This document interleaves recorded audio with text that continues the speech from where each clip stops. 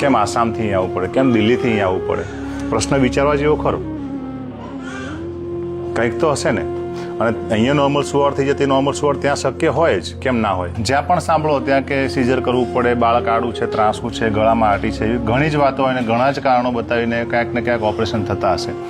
તેમ છતાં એક દર્દી છેક બરોડાથી અહીંયા આગળ આવ્યું. 150+ કિલોમીટર છે, પણ ધીરે ધીરે અમે આવી ગયા અને થઈ ગયું. સવારે રાત્રે 1:30 વાગે એડમિટ થયા અને સવારે 8:45 તો અમારે ઘરે લક્ષ્મીજી આવી ગયા છે, બેબી ગર્લ. પરિવારના આશીર્વાદ મળે, કાકીના આશીર્વાદ મળે કે ના ભાઈ સારું થજો. તમે તમારા ગમે એવા અઘરા કેસ હોય તે પાર પડી જતા હોય. તમે ગમે ત્યાં ફસાયેલા, તમે કોઈક તકલીફમાં હોય, કોઈક જ્યારે તમને ઉપર વિઘ્ન હોય ને એ વિઘ્ન જ્યારે દૂર થઈ જાય ને તો ખરેખર માનું કે તમે કોઈક સારું કામ કર્યું હશે ક્યાંક. બાબુ તમારો વિડીયો જોયો હતો અને બરોડા હોસ્પિટલમાં લઈ ગયા, એડમિટ પણ કરી દીધું અને પછી કહે છે કે 2 દિવસ એડમિટ રાખશું અને પછી કહે છે કે ડિલિવરી માટે વિચારજો. તો અમને થોડું ગભરામણ ને પેલું સેફટી પ્રમાણે ના લાગ્યું એટલે પછી ત્યાંથી અમે ડિસ્ચાર્જ લઈ લીધું. ધીરે ધીરે ગાડી લઈ નીકળી ગયા. 1 વાગે આવી ગયા, 1:30 વાગે એડમિટ કરીને અત્યારે સવારે 8:48 તો અમારે લક્ષ્મીજી છે ઘરમાં, બેબી ગર્લ છે. મારી બેન છે, મારા કાકી છે અને ત્રણે બધા જ ઓપરેશન જ છે. કોઈ નોર્મલ થાય જ ના. તમે માર્ગ જતા અકસ્માત નડતો એ બચી જાઓ તમે. એટલે ક્યાં ને ક્યાંક ભગવાન છે. ભગવાન ક્યાંય આજુબાજુ ગોતવાની જરૂર નથી, તમારી બાજુમાં જ છે.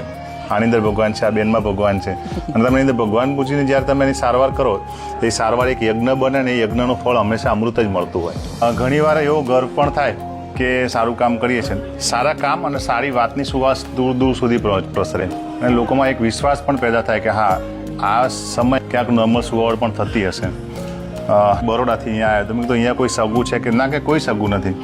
તો કે છેક બરોડાથી અહીંયા આગળ અહીંયા કોઈ લેવા દેવા નહીં, કોઈ પેલું નહીં અને 150 કિલોમીટર થાય તો કેમ અહીંયા આગળ આવવું પડે?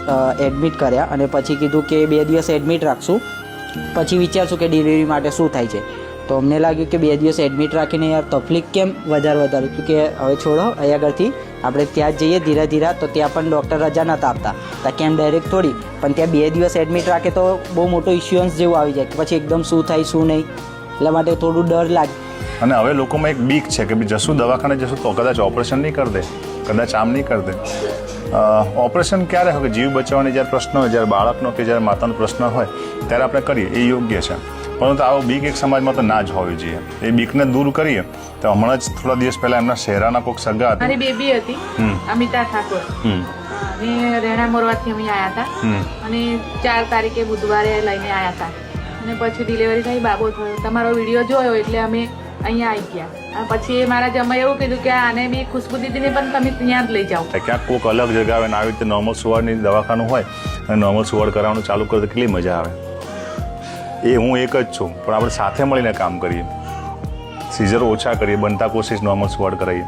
તો આ વ્યક્તિને બરોડાથી અહીંયા ના આવવું પડે. કેમ અહીંયા ત્યાંથી અહીંયા આટલું દૂર આવવું પડે?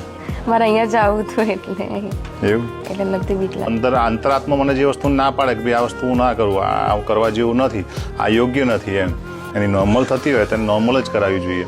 ભલે ને ગમે એ પરિસ્થિતિ હોય, આપણી વિષમ પરિસ્થિતિની અંદર તમે અડગ ઉભા રહી. ભલે બરોડાથી આવ્યું છે, ભલે પૈસાવાળું છે, ત્યાં આગળ કદાચ કરાવતું સીઝર તો 1,00,000-1.5 લાખ રૂપિયા થતા થઈ જતા આરામથી. અહીંયા નોર્મલ કરી દીધા એને તો શાંતિ ને. હા દિવાળી તો અહીંયા જ આજે જ દિવાળી થઈ ગઈ, કાલ દિન ફટાકડા ફોડો તો ચાલે.